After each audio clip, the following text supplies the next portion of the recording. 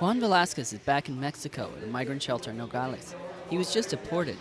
He spent the last 2 months in a U.S. prison convicted of illegal re-entry into the United States. Cuando íbamos subiendo nosotros al cerro, se llegó migración por detrás y nos apuntó con un cuerno de chivo, ¿no?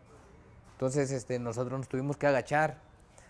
Ya luego nos esposó y nos bajó a la patrulla. Velasquez was hustled off to a holding cell on the border near Tucson, Arizona. Just a day later, instead of the usual immediate deportation, Velasquez found himself in front of a federal judge in Tucson. The 37-year-old father of 3 from Chiapas had no former criminal record.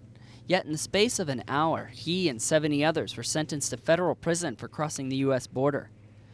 That's the result of Operation Streamline, a mass trial system for migrants coming across the border. Get caught, and the Border Patrol will charge you with a felony and stiff penalties. Mr. Serrano, are you a citizen of Mexico? Sí. Yes. Do you have any papers allowed to enter the United States lawfully? No. Mr. Trejo, on Saturday, did you illegally enter the United States near Lukeville?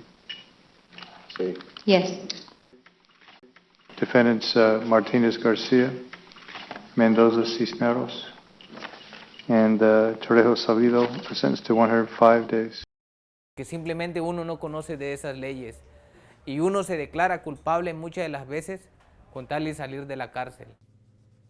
It slowly dawned on Velasquez that he would be spending the next 2.5 months in jail. A mí no me quedaba otra opción más que aceptar los 75 días que me dieron. Up to 100 people are processed through Streamline every weekday in Texas, New Mexico, and Arizona. Chained hands and feet, 7 go in front of the judge at a time. They go from innocent to guilty in a matter of seconds. Some seek to explain their plight. Yo he vivido por casi 20 años en San Diego. I've lived almost 20 years in San Diego. Tengo un bebé de 5 años que solo depende de mí. I have a 5-year-old baby who just Por depends eso fue only que yo on me. volví a entrar. That's Por eso. why I entered again. Right? I mean, it's a very tragic story, ma'am, but it's, one of hundreds every day in this building, sadly enough. Studies show that there is a 99% conviction rate with Streamline, which started in 2005. There is little to no chance of avoiding a sentence. As a result, most won't be able to return to the U.S. legally. Streamline is basically a mass trial system to rapidly and quickly deal out cookie-cutter sentences to a wide variety of people in the least time possible. Jeremy Slack is a PhD candidate at the University of Arizona and a border security expert. But it has long-term consequences that are going to be around forever.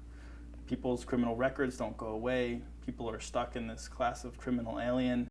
Streamline was created by the U.S. Border Patrol, desperate to stop the flow of migrants, but they didn't do it alone. 3 of the largest private prison corporations spent over $45 million lobbying over the past decade. The result? Stricter immigration laws and the expansion of Streamline. Profits for the private prison industry jumped. Combined profits for 2 companies, Corrections Corporation of America and Geo Group, totaled over $3 billion in 2011, nearly twice what they were making when Streamline started. Velasquez is just one of the 210,000 migrants who have been jailed through the program.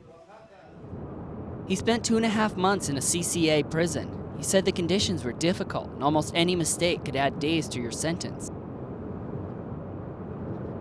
Tenías que tener tu cama tendida a tales horas, si no te quitaban el ID y te castigaban. Te ponían unos rayones y después de 3 rayones te suben otros 15 días más de cárcel. Meanwhile, Velasquez's family had no idea where he was. He couldn't call home. Créame que para una persona que no tiene familiares en los Estados Unidos es horrible estar en la cárcel. Back in Nogales, Velasquez was trying to plan his next step, but it was difficult. Prison agents kept his ID, all the cash he had, $190, his birth certificate, and more. Me quitaron una Biblia, me quitaron mi número de teléfono, direcciones de mi familia donde yo podía comunicarme. Ahora no puedo comunicarme con ellos. According to a study by the University of Arizona, when asked if they would return in the next week, most migrants said no. But when asked if they would return in the future, the majority said yes. Tucson federal judge Bernardo Velasco said he understands the desperation of migrants looking for a better life. Rich people don't leave their country. Poor people do. Oppressed people do. Despite his sympathy, he defends the program. Life is unfair. Every country has a right to defend its borders. Back in Nogales, Velasquez wanted to make another attempt at crossing the border, but the thought of landing in prison again was more than he could handle. Que traía un nudo en la garganta, no sé si llorar o gritar, no sabía ni qué hacer. 2 days later, Velasquez decided he would hop freight trains back home to Chiapas. It'll take him about 2 weeks to travel the 2,000 miles home, but only if he manages to convince police he's Mexican, avoids drug cartels, and finds enough of food to eat. He didn't rule out crossing again in the future. For Fusion, I'm Steve Fisher.